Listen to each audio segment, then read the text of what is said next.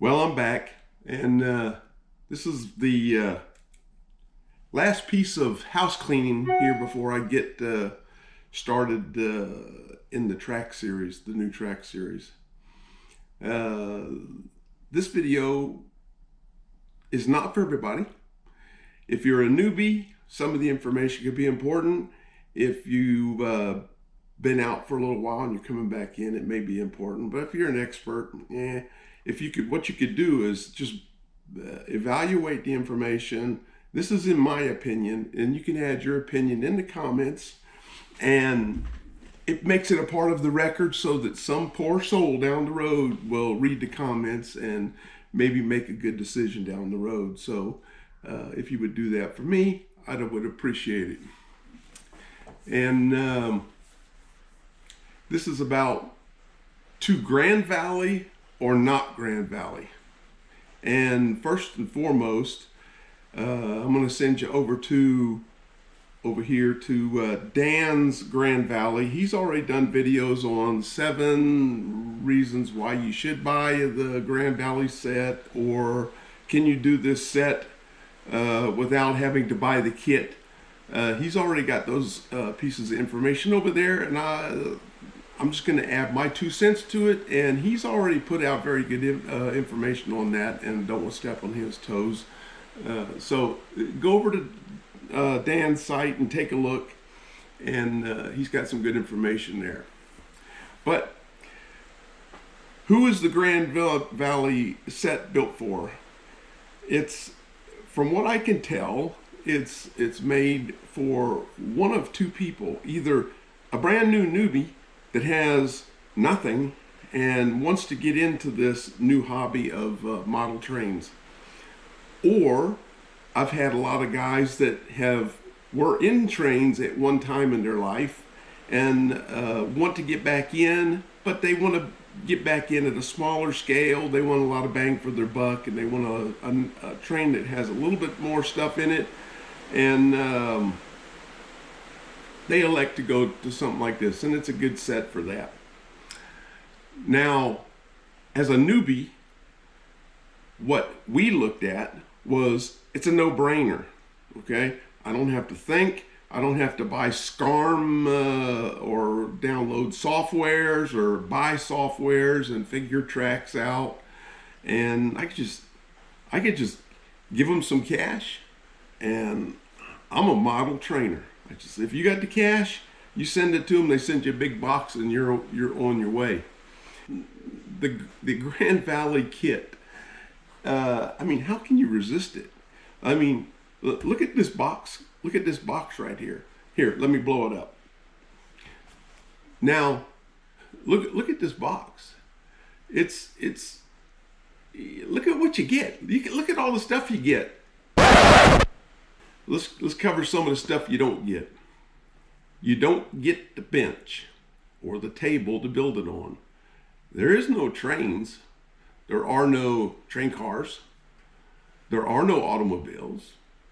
There is no track.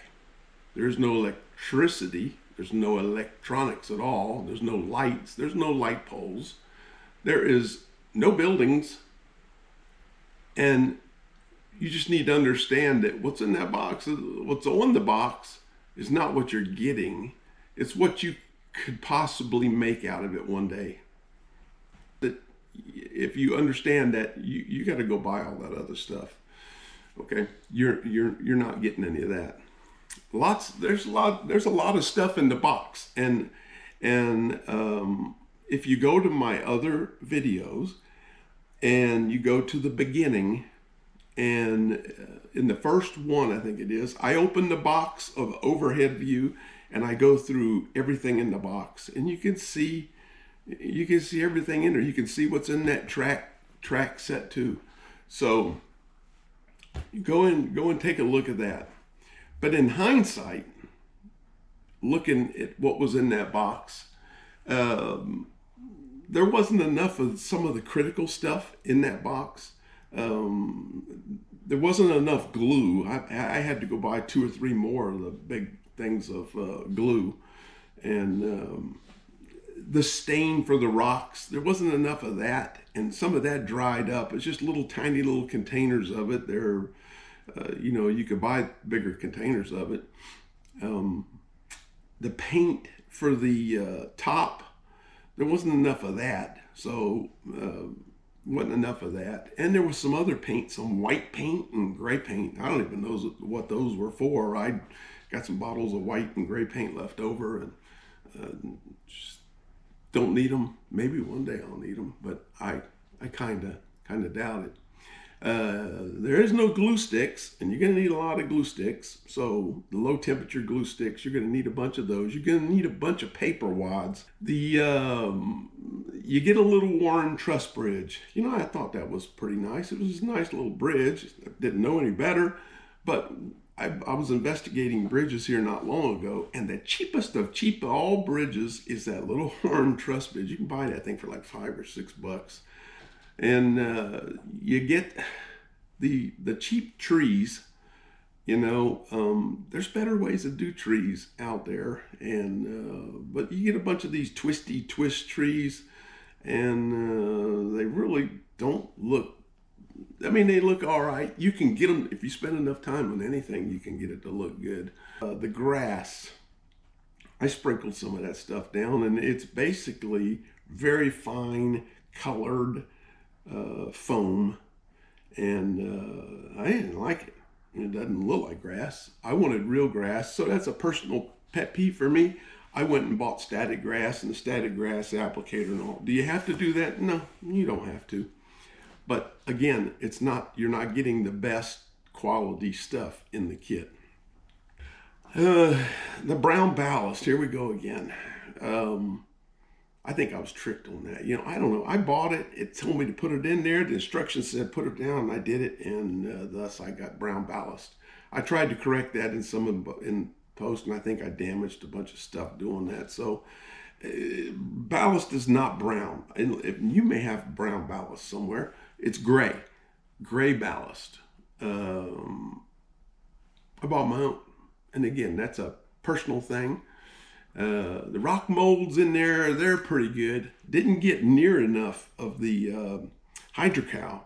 I could have made rocks for days, and let me tell you, the rocks that are on the picture, you don't have enough hydrocal to make those rocks. You're gonna have, I think I bought 2 or 3 more containers of hydrocal, and so keep that in mind. You're gonna need that. They give you enough to get started, but you're gonna eat that hydrocal up pretty quick. The portals, my portals, yeah, they're nice. They're nice. Two of the, I think 1 or 2 of the 4 were busted, but they, you glue them all back in. It's no big deal. You get some cheap sprayers, you get some bottles and some salt shakers or whatever it meant. Do you need all that? I think you get the idea. There's a lot of stuff in that kit that as a newbie may come in handy, but if you can have some of this stuff or whatever, do you need to buy the kit to get all that? It's a good deal in the fact that it's like a car. If I had to go buy all my car parts individually, the car would be $1 million. But yet somebody's figured it out and put a whole bunch of a lot of different stuff into a box, and they give you a discount price on it. I think these things are going for about $500 or $600 for these kits nowadays, and the foam's not cheap. But it's up to you. This is part of the learning about this is, do you need all that stuff? Okay. Do you need the kit? Do you need the kit to build the Grand Valley? I'm going to send you back to Dan again because he's did an awesome video on it. But I'm going to put in my 2 cents. Here's my 2 cents. No, you don't need the kit. If you have a little experience and you have some good YouTube videos. Download, he's got a place that you could download the instructions. And he's got, if you turn to the back page of these instructions, this is the instructions, by the way. And on the back page, right there, is a picture. and that's a 4x8 picture, and that is the one that's imprinted. I think it's pretty close. Actually, this has a little more detail on it, but for the most part, this is the picture that is imprinted on the two bottoms of styrofoam. If you can get that blown up and you can get this for free, I think you're way ahead of the ball game. So can you do it? I would say yes, and also you could do it a little bit at a time instead of dropping big wads of cash. You could do it a little bit at a time and work yourself through it. Okay, let's talk about another one. Space. What kind of room, I made, these are some of the problems I had. I put it in the garage. I ate up a whole car section of a garage that I had this thing into. I ate it all up. That was 22 foot wide, 22 foot long. And let me tell you, I ate a good portion of that thing up with just having the stuff and the boxes and stuff hanging on the walls and supply and a workbench. And it was pretty tight at that. So, yes, the basic set is 4 foot by 8 foot. But you're not walking around the back side. You're going to need a couple foot on the left and a couple foot on the right, a couple foot on the other side and front. You're going to need to get underneath it. You're going to need to have a bench to work on the wall. You're going to have a place to store this, and in that box and all the foam. Just keep in mind, it's not just 4 foot by 8 foot. You're gonna need some room. Now, speaking of the garage, climate control. You're gonna need it to be climate controlled. You don't have to. I mean, I made the mistake of not having it climate controlled. Going back through my videos, you'll see that typically I made videos around this time of year where it cooled off a little bit, where it got to the point around Christmas and it got too cold. Well, the temperature range in that garage went from 130 to 140 degrees in the summer to -10 in the winter. You got to climate control it for another operational reasons. One is so you can enjoy it all year long. The other one is expansion and contraction. Expansion and contraction. Okay, I'm not gonna talk about a bunch about expansion and contraction, but let me tell you, it's not good. Metal warping, moving around, contracting, and expanding. Not good. Also, humidity. If you don't control the humidity around this track, the track's going to oxidize. Not going to explain that either, but it's the track getting dirty and oxidizing. Now, Ron's Trains and Things has a good video. I'll try to find it and I'll put it up here. I'll try to remember. And he talks about the cleaning of the track and keeping control of these other factors. And one of the ones the one I just recently rewatched again, was he was talking about how he put this no-ox ID on there. And I bought the stuff and I put it on my track. And I don't know. But he was saying that all of a sudden it stopped working. And it's because he was doing construction in his house, and the dust from all of the drywall and the sawdust and everything else was getting on the track and dirty. So if you got it in a garage, you're going to have dust. You're going to have dirt and a whole bunch you could do about it. Hell, even one time I went out, and when I came back, I had a edge trimmer and a weed eater on top of the track.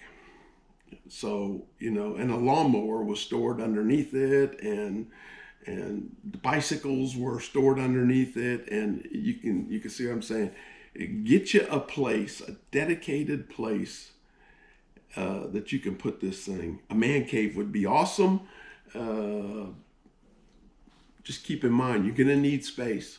Okay, some other things you're going to need. Plenty of power outlets, or else you're going to be stringing things all over the place. You're going to need plenty of power outlets, and you're going to need good lighting.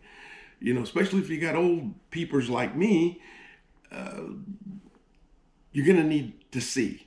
Glasses is a must on close in stuff, but lights, you're going to have to have some good lighting. Keep that in mind. Now, the last thing, money. These things aren't cheap. This is not a cheap hobby. Once you get everything that you want, which is never.